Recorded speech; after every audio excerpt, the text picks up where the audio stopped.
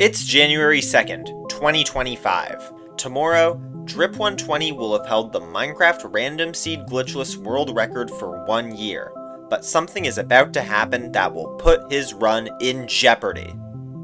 But first, let me explain. Almost every speedrun will have splits, segments which are used to track your pace against other runs. In terms of Minecraft, one of the most important splits for the speedrun is the blind split, leaving the nether with all of your blaze rods and ender pearls, either from a random location in the stronghold ring, or from anywhere with an extra 10 obsidian for nether travel. The blind split is vital because the speed, quality, and stronghold distance determine how fast the run is going to be. The community values the blind split because it's a testament to how fast runs can be. The previous blind world record was held by Aquacord, with a time of 4 minutes and 11 seconds. Unfortunately, his run died due to a far stronghold and no extra obsidian to nether travel, as well as a lackluster amount of pearls and explosives. He finished the run with a time of 13 minutes and 38 seconds.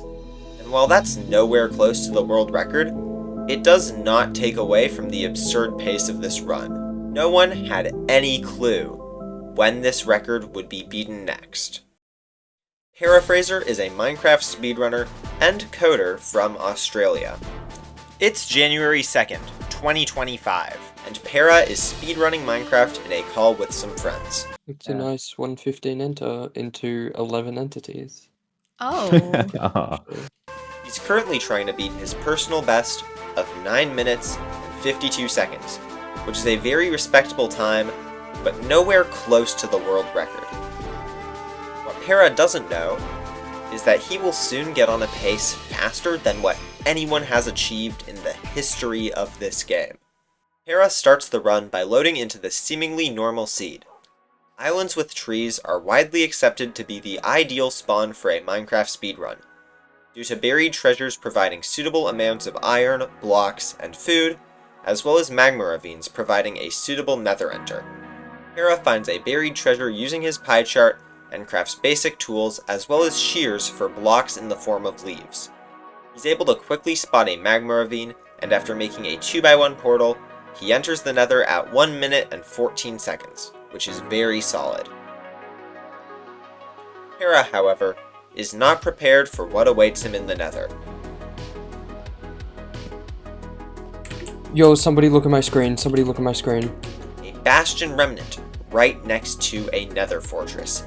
Even better, the bastion is a housing variant with easy access to perform the manhunt route, one of the fastest bastion routes in the game.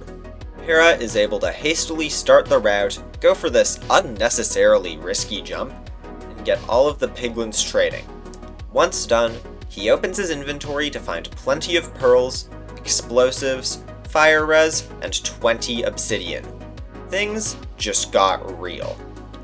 Para is able to leave the bastion and reach the blaze spawner of the nether fortress as his timer hits 3 minutes. This is absurd pace. He crafts a bed to clear out the spawner and proceeds to go 5 for 7 on blazes before building a portal to leave the nether. The time? 4 minutes and 7 seconds. 4 seconds faster than the previous record, and faster than anyone has done before. And while a few runners have had faster nether exits, they did not have the adequate materials to beat the game. Overcome by nerves, Para pauses on the dimension load to calm down. He leaves the call to join a quieter one to help him focus. Remember, Para's fastest time is almost 3 minutes behind the world record, something that seemed so out of reach for a runner of his caliber, and now he is on one of the fastest paces ever. At first, it appears that this run will lose its pace due to Para getting caved at Y20, 40 blocks below the surface. But luckily for Para, he was caved under a deep ocean, and only had to dig a few blocks before swimming to the surface and being able to measure his eye. The stronghold is over 1,000 blocks away. While that may seem not ideal, remember, Para has 10 extra obsidian to use to travel through the nether towards the stronghold. His first pearl is excellent, putting him at a good vantage point to throw his second pearl. However, his second pearl lands him in lava, losing him around 10 seconds. Para is able to build his second portal and enter the stronghold with a time of 5 minutes and 47 seconds. This is world record pace if Para is able to find the portal room and perform the zero cycle. Using his pie chart, he gets a perfect spike, indicative of the portal room. However, after searching the middle hallway, he realizes it's not where he thought it was, losing the chance at the world record. But a top time still is on the table. After checking the top right, there are 4 ways the portal room could be. Para checks 3 of them, and proceeds to spend the next 3 minutes of the run checking the rest of the stronghold before he is able to find the portal room. Amazingly, this is still on pace to beat Para's PB, and after entering the end and hitting the zero cycle, he finishes the run with a time of 9 minutes and 28 seconds. A 24-second PB cut, but still over 2 minutes slower than the world record. If Para had spent just a little bit more time scanning, or checking more thoroughly, he very well could have achieved the world record. But unfortunately, what makes this run even more heartbreaking is that it will never be verified on the speedrun.com leaderboards. See, in the Bastion, Para used a strategy involving changing the game difficulty to hard mode, allowing for more piglins for a faster route. However, overcome by nerves, Para accidentally double-clicked, changing the difficulty to peaceful.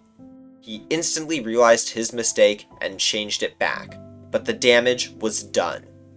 Changing the run to peaceful is against the rules, and Para's run will be rejected if he tries to submit it. This doesn't mean that the run is fake. Para's run was done completely legitimately. He just unfortunately pushed the big red button that invalidates the run. I went to talk to Para about the run and see how he felt about it. He was very obviously and understandably disappointed with the circumstances of the run, but nevertheless, he was happy to beat his personal best time.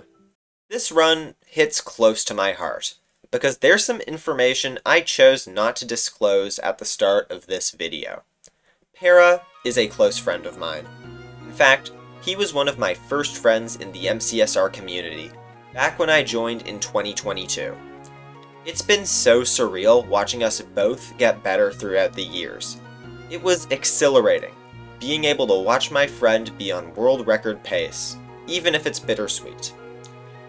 Para told me he plans to quit speedrunning sometime this year, which does make me sad, but in turn makes me appreciate all the cherished memories we have made along the way. And while personally, I may not have some of the fastest runs, I managed to achieve something infinitely more valuable: friendship.